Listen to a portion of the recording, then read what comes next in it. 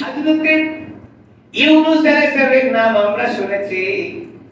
নিজের ঘর থেকে রাগ হয়ে বের হয়ে গিয়েছিলেন, ভেবেছিলেন আমি যেখানে যাব সেখানেই তো আল্লাহ তাআলার কাছে পাবো। কিন্তু নবীদের বেলায় শর্ত আছে, কওমকে ছেড়ে কখনো নবীরা পালাইতে পারবে না। এটা আল্লাহর বিধান, কওমকে ছেড়ে কখনো নবীরা পালাইতে পারবে না। কওমকে ছেড়ে যদি পালায় ওই কওমের নবী। এটার থেকে শিক্ষা নিতে হবে, কোন জাতির নেতাও জাতিকে রেখে কখনো পালাইতে পারে না। আল্লাহ শিক্ষা, এটা আল্লাহর কথা, আমার কথা না। হযরত ইউনূস আলাইহিস সালাম নিজের কওমকে রেখে যখন ঘর থেকে বের হয়ে গেলেন, আল্লাহ বলেন ইউনূস তুমি কেন নিজের কওমকে ছেড়ে ঘর থেকে বের হয়ে গেলা? ঘর থেকে বের হইয়া পালানোর কাজ তো তোমার নয়, তুমি নবী, জাতিকে রেখে কখনো পালানো যায় না। হযরত ইউনূস আলাইহিস সালাম বের হয়ে গেলেন, যাওয়ার পরে চিন্তা করলেন যাব কোথায়? একটি ফাঁকা জায়গার ভিতরে হযরত ইউনূস নবী ঘুরতেছিলেন, এখন যাবে কোথায়? দেখলেন সব পাশে অন্ধকার, সামনে দেখে অন্ধকার, পিছনে তাকায় ঘুরে দেখে অন্ধকার, ডানে দেখে অন্ধকার, বামের দিকে তাকায় দেখে অন্ধকার। হযরত ইউনূস নবীর মনে হয়েছে আল্লাহর বিধান কোন নবী তার জাতিকে রেখে পালাইতে পারে না। ইউনূস আলাইহিস সালামের তখন মনে হয়েছে।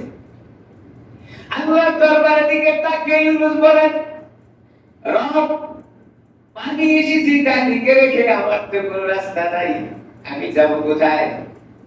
শুরু একটা সুন্দর নদী, এই নদীর ভিতরে একটা নৌকা। হযরত ইউনূস আলাইহিস সালাম চিন্তা করলেন আমি আমার জাতির কাছে ফিরে যাব না। যদি জাতির কাছে ফিরে যাই, আমার যত রকমের অপরাধের তালিকা আছে একটা একটা করে বিচার করে আমার জেলখানায় না ফাঁসির কাছে ঝুলাই দিয়ে মানুষের সামনে মারবে। কি বলেন, ছাড়বে নাকি? পালানো এটা খারাপ জিনিস, পালানো খারাপ। হযরত ইউনূস আলাইহিস সালাম চিন্তা করলেন ফিরে যাব না, যদি যাই তাহলে আমার যত অপরাধ আছে এটা ফিরিস্তি তালাশ করলে খবর আছে। ইউনূস আলাইহিস সালাম নদীতে নৌকার উপরে উঠলেন। ইউনূস আলাইহিস সালামের উপরে যে শরীয়ত দেওয়া ছিল সেই শরীয়তের বিধান ছিল কোন পলাতক গোলাম যদি নৌকায় ওঠে, এই নৌকা তার গন্তব্যে পৌঁছতে পারবে না, মাঝ পথে গিয়ে শুধু নৌকা ঘুরতে থাকবে। হযরত ইউনূস আলাইহিস সালাম পালাতক নবী নৌকার উপরে ওঠার পরে নৌকা যখন সাগরের ভিতরে ভাসতেছে, মাঝপথে যাওয়ার পরে নৌকা সামনেও যায় না, পিছনেও ঘুরতে পারে না। এবার নৌকা শুধুমাত্র ঘুরে ঘুরে আর ঘুরে। নৌকার মাঝি বলে এই নৌকার ভিতরে পালাতক কোন গোলাম আছে, যার কারণে আমার নৌকা সামনেও যায় না আর পিছনেও ফেরে না।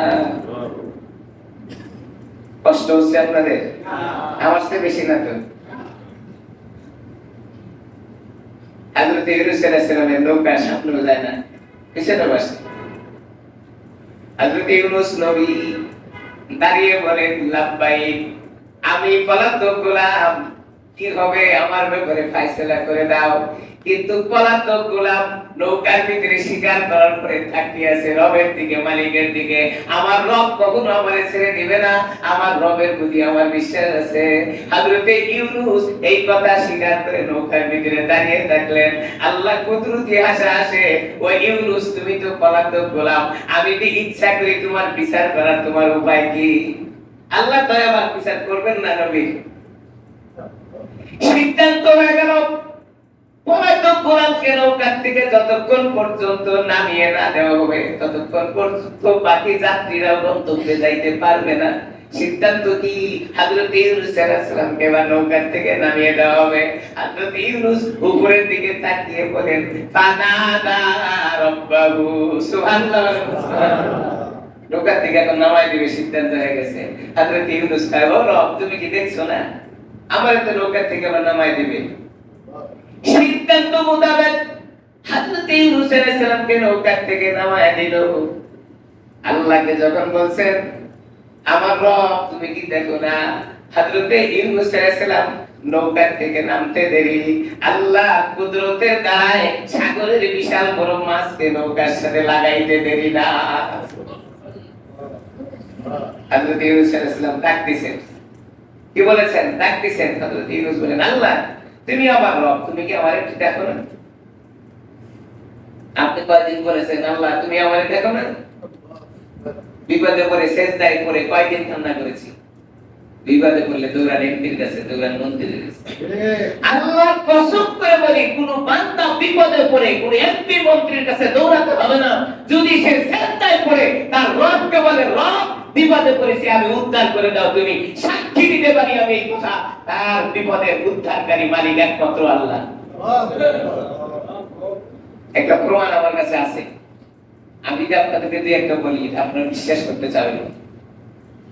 বিপদে পড়লে ডাকতে হবে আল্লাহ তাআলার কাছে, প্রমাণ আমার কাছে আছে, আমি আপনাদের কাছে কসম করে বলতে পারি।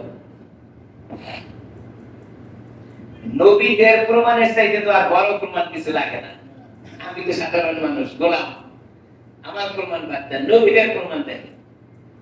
হযরত ইউনূস আলাইহিস সালাম বলেন, ফানাদা ফিজ যুলুমাতি আল্লা ইলাহা ইল্লাল্লাহ সুবহানাকা ইন্নী কুনতু মিনাজ জালিমিন। হযরত ইউনূস আলাইহিস সালাম বলেন, ও আল্লাহ, আর কোনো মাবুদ নাই তুমি ছাড়া, আর কোনো ইলাহ নাই।